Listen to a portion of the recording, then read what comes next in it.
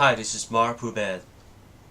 Today I'm going to bring you to the worlds of the new MacBook Pro 13-inch with Retina display. First of all, in this video I'm going to help you choose, and I'm going to explain and clarify why that you might need the Retina display and what exactly is a Retina display and what's the benefits of the Retina display model. So first of all, what exactly is the Retina display? Apple claims that Retina display is a display that has enough pixel density that human eyes are unable to notice or observe pixelation from a regular or typical viewing distance. But actually, the Retina display is nothing more than a technique that they use to double the pixel density compared to the previous generation. They use this technique to double pixel density of the iPhone 3GS. Then the iPhone 3GS has become iPhone 4. So that was the first Retina display. So today I'm not going to go deep into all the figures about the specification and things, because you can go check this actual figure, and deeper details on the Apple site. But I'm going to help you to choose the MacBook Pro 13-inch with Retina display. And if you might concern about the difference between the Retina display or non-Retina display, I'm going to make another video after this to go even deeper about the difference between the Retina display 13 and non-Retina display 13. But now my job is to help you choose. The new MacBook Pro with Retina display 13-inch 2012 is now available in two configurations that you can choose, and it's very easy to choose. It's very easy to choose. There is a difference between $16.99 and $19.99. $300. They both have exactly the same dual-core Intel processor, Hi-Fi processor. They both have 8 GB of RAM. 8 GB of RAM is standard across the entire line. 8 GB of RAM is standard. They have same graphic card, same ports and everything. So $300 is all about one thing, and it's very easy to choose. It's all about hard drive. So you have to choose between 128 gigabytes of flash storage or 256 gigabytes of flash storage. So it's quite easy and simple. It depends on you, because, well, I think Apple had moved to another era, because if Steve Jobs was still alive, he would have added some more things that make choosing between the two models might be a bit more tricky, because he might added a slightly faster processor, or more RAM or something. But this time it's all about the flash storage, the hard drive.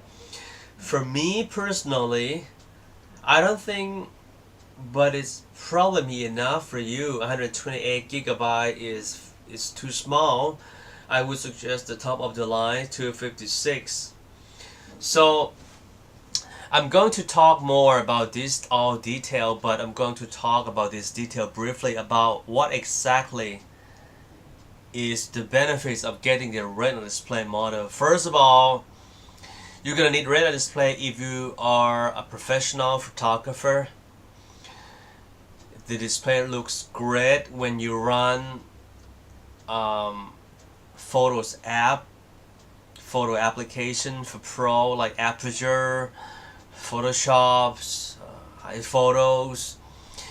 And if you are in printing business, when you when you want to see web pages, or when you, but the thing is, people tends to read ebooks, and people tends to read web pages.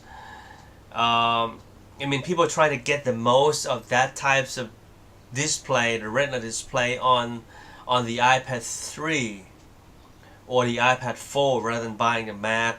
But if you're in printing business, you use Adobe InDesign, Illustrator, so the graphics on the screen will looks like a fine print magazine or fine print newspapers. So that's the reason why you might need Retina display.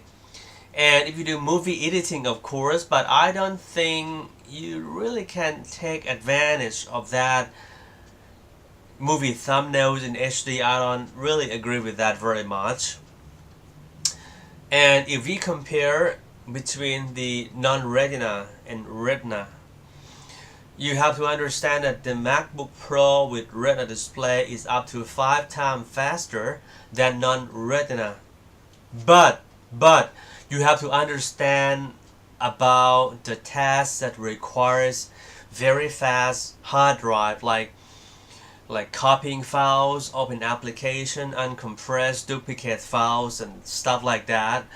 But when you play games, the regular MacBook Pro 13 without Retina display is slightly faster, not much, slightly faster than the one with Retina, because the one with Retina display requires more resource and power from the graphic card to generate enough pixel density for the screen. So when you want to play 3D games, the non-Retina might give you slightly better performance. And also for CPU intensive tasks like exporting or rendering graphics or exporting movie, they're almost identical. But for the overall performance, and you might say things like, Mark, okay, so are you telling me that the 13-inch MacBook Pro starting at $1199, and are you telling me that I have to buy the $1999, the top of the line, to get the best result, the best performance? And I have to be reluctantly a little bit in your face to say, yes, absolutely. So you have to pay more to buy, because but it depends on you.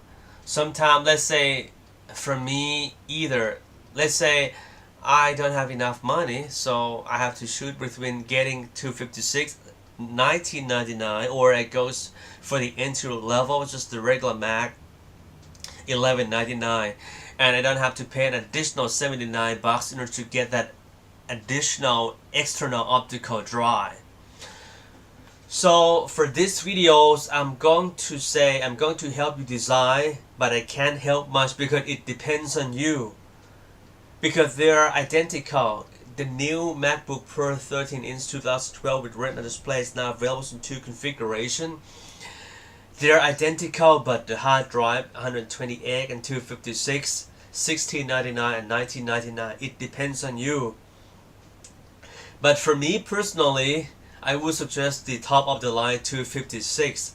I don't think 128 is enough, but it might be enough for you if you want just to buy a Mac for surfing websites, doing word processing. You don't do video editing, you don't store movie. 128 it depends on your personal preference. So that's the thing. If you want to know deeper, please watch my another video. I will make another videos. The video will be called MacBook Pro Retina versus non-Retina. Thanks for watching for now.